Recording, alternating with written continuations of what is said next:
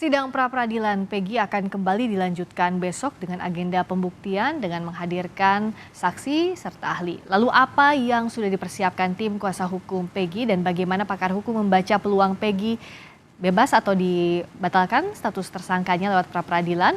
Kita bahas bersama Marwan Iswandi, kuasa hukum Peggy Setiawan, dan Heri Firmansyah, pakar hukum pidana. Selamat malam Pak Marwan, Mas Heri. Selamat Malam, malam, Kak. Kak. Malam, Pak Eri.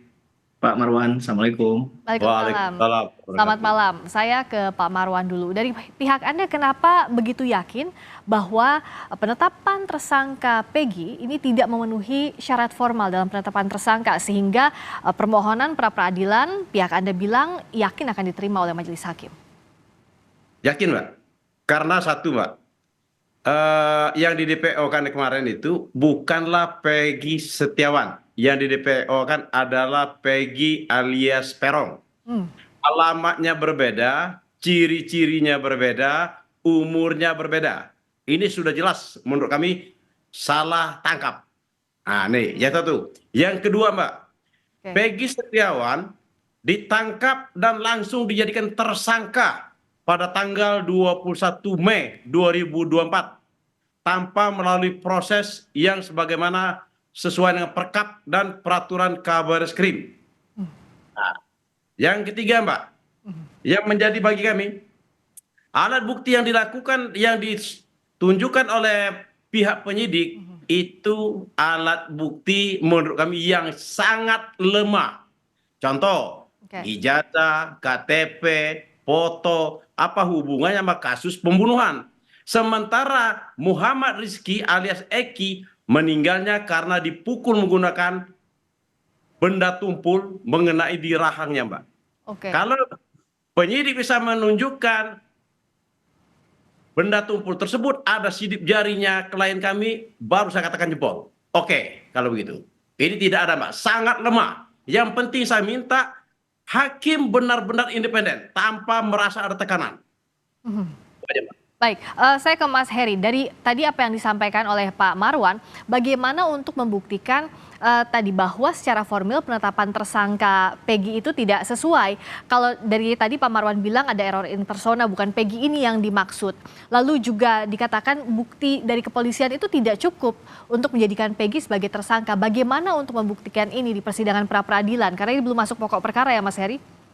Betul, Mbak Priska. Dalam konteks pra-peradilan yang paling gampang adalah melihat dari sisi prosedural terlebih dahulu ya.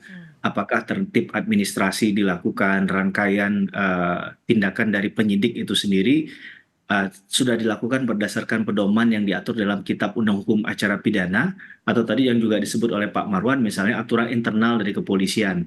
Apakah ada di Perkap, di Perkaba tadi, atau di Perpol misalnya, Ya. itu kemudian akan dilihat dari unsurnya dari sana terlebih dahulu. Kalau ada hal yang tidak sesuai, maka itu akan jadi temuan.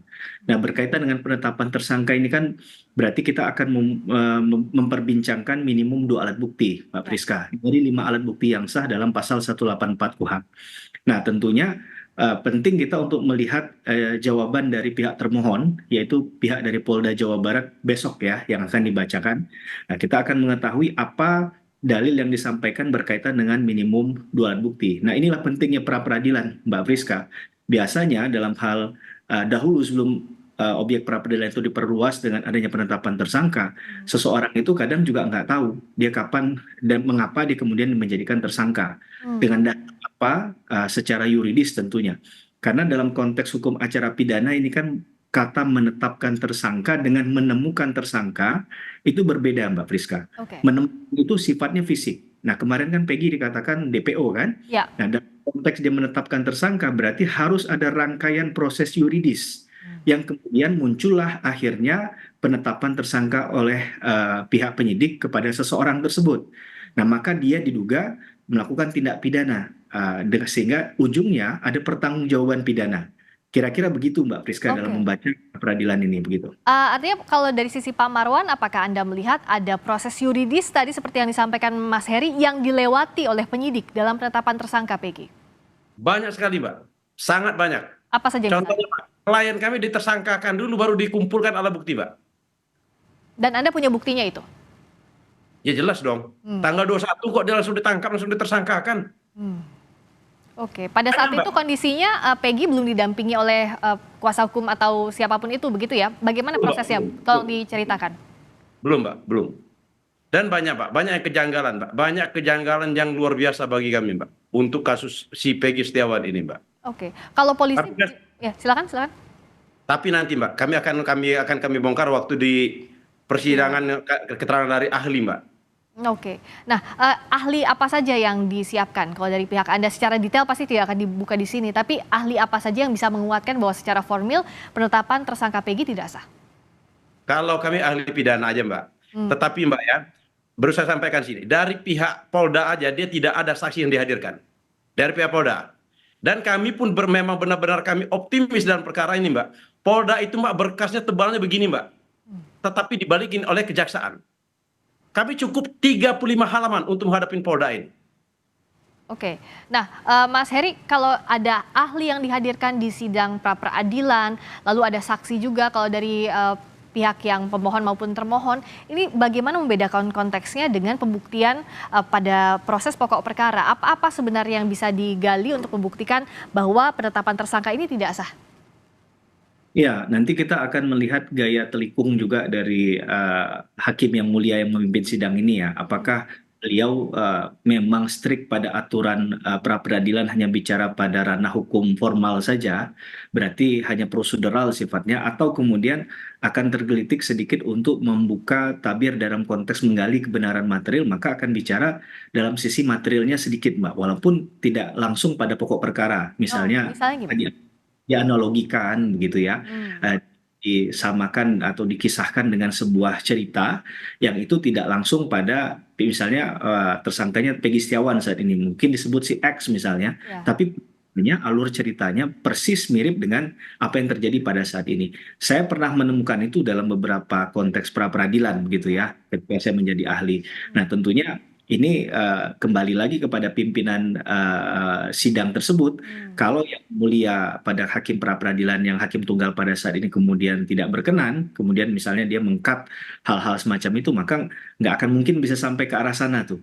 Maka Hmm. dia fokus hanya pada apakah proseduralnya sudah dilakukan. Misalnya sudah dilakukan pemanggilan terlebih dahulu kah untuk mengkonfirmasi orang tersebut ketika dia sebelum dijadikan tersangka. Walaupun saya nggak mengatakan bahwa setiap orang harus jadi saksi terlebih dahulu sebelum jadi tersangka ya, karena Ya, misal dalam konteks misalnya tertangkap tangan di luar dari perkara ini ya, ya. itu dia langsung statusnya jadi tersangka, nggak perlu jadi saksi lagi. Tapi kan dalam kasus ini dia pernah jadi DPO.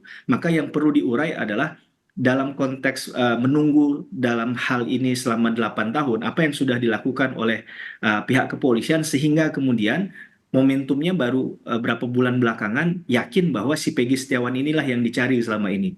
Nah, Hmm. maka sebenarnya perlu untuk diuraikan, diperjelas benang kusut tadi itu agar kita semua memahami bahwa orang itu si Peggy Setiawan pada saat ini bisa dijadikan tersangka bukan karena proses yang katakanlah tidak menganut fair trial, Mhm. tapi ada kendala-kendala yang dihadapi oleh pihak penyidik pada saat itu. Karena waktu itu kan bukan Polda Jabar ya, Ya, di Polres. Cirebon kalau tidak Hmm. salah yang menangani kasus itu. Maka ini harus jadi jalinan cerita yang utuh karena yang menyidangkan saat ini yang mewakili adalah tim Polda Jabar yang notabene bukan penyidik awal perkara tersebut. Nah, Hmm. menurut saya koordinasi dan juga komunikasi yang baik harus dijalin nih antar penyidik tadi untuk bisa menjelaskan hal itu. Khawatirnya apa yang disampaikan dengan apa yang terjadi miskomunikasi atau berbeda dengan fakta nanti. Itu kira-kira. Oke, dan kalau dari Anda Pak Marwan, tadi kan polisi, tim hukum Polda Jawa Barat menyebut bahwa siap untuk menjawab permohonan dari tim Anda sebagai termohon, Polda Jawa Barat akan menjawab ini di sidang pra peradilan besok. Anda tak gentar dengan ini? Kalau kami, Mbak, sama sekali tidak gentar. Kalau mereka memang siap, hari ini dong. Hari ini dong kita jawab. Kalau memang siap. Ini yang saya mengatakan mereka tidak siap. Sudah, mereka tidak siap. SP3 kan saja, udah itu aja, nggak usah. Kita harus gentleman aja, kesatria kita. Hmm. Nah, Itu aja, Mbak. Intinya di sana. Banyak, Mbak, banyak kejanggalan, Mbak. Nanti kita buka semuanya, Mbak. Kejanggalan sangat luar biasa. Oke, terhadap Peggy Setiawan ini. Saya mau bahas yang sudah dibuka dulu di pra-peradilan. Tadi Anda Ya. menyebut bahwa bukan Peggy ini yang dimaksud, tapi Peggy Betul. Peron. Sehingga ada dugaan error in persona di sini. Nah, untuk bukti ini Anda punya bukti yang kuat bahwa bukan Peggy inilah. Sementara kalau dari polisi, penyidik, sejak awal kasus ini bahkan penetapan status Peggy bahwa inilah Peggy yang dicari selama ini, yang disebut-sebut sebagai DPO kalau menurut penyidik. Bagaimana tanggapan Anda? Ya, jadi gini Mbak. Peggy Peron alamatnya di Mundu. Umurnya berbeda, ciri-cirinya berbeda. Kan itu Mbak. Sementara Peggy Setiawan alamatnya di Talun. Ciri-cirinya berbeda, umurnya berbeda. Itu udah pasti itu Mbak.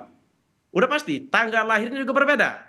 Nah, dia begini juga Mbak. Logika juga Mbak. Kita logika hukum aja Mbak. Kalau memang klien kami yang melakukan perbuatan itu selama 8 tahun, nggak mungkin klien kami nggak kabur. Itu logika aja dulu. Kita logika bukan sebagai orang hukum. Dan pihak penyidik itu sudah pernah datang ke rumah klien kami. Bahkan melakukan perampasan terhadap motor. Perampasan ya, saya katakan perampasan. Karena dia mengambil motor tanpa berita acara penyitaan. Itu akan kami permasalahkan juga.